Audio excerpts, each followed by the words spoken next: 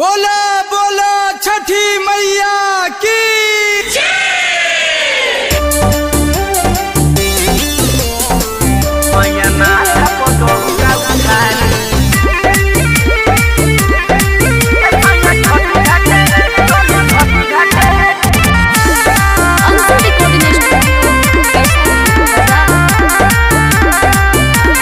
माथा को दौरा उठाली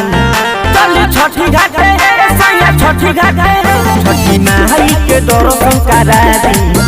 सैया छठी घाटे चली छठी घाटे सभी लेके जाता पूरी मिठाइया छठी माई के करे पूजैया खुश होके माई भर दी है गोदिया पे सैया माथा को दौरा उठाली चली छठी घाटे सैया छठी घाटे छठी माई के दर्शन करा दी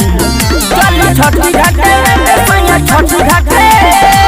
सैया माथा को दौरा उठाली सैया छठी घाटे चली छठी घाटे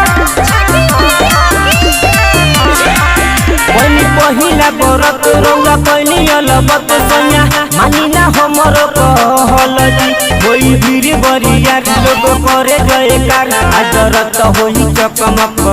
वलजी बनी पहिला बरत रौला कैली अलबत सैया मानी ना हमर कहल जी होई भीड़ बरिया लोग करे जयकार आदरत होई चकमक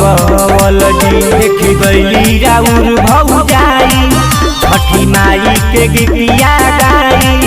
चली करी ना राम रउआ खटिया पे सैया माथा पर दौरा उठाली चली छठी घाटे सैया छठी घाटे छठी माई के दर्शन करा दी चली छठी घाटे सैया छठी घाटे सैया माथा पर दौरा उठाली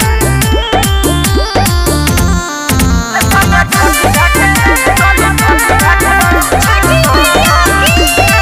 चली चली सैया जी राउर परी पैया जी देखी भैली जाता बेरोजी बात कहतानी सच रंग लागता मजाक सुनी बाजे सजन के भजन जी चली चली सैया जी राउर परी पैया जी देखी भैली जाता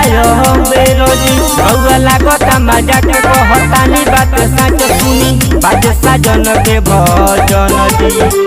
शिवन घाटे पर भीड़ बड़ा होला वहाँ जाला पूरा गाँव टोला तनी दिहिना ध्यान हमरा बतिया पे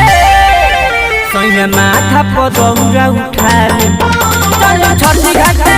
सैया छठी घाटे छठी माई के दर्शन करा दी चली छठी घाटे सैया छठी घाटे रिकॉर्डिंग स्टूडियो बैसाखी बाजार।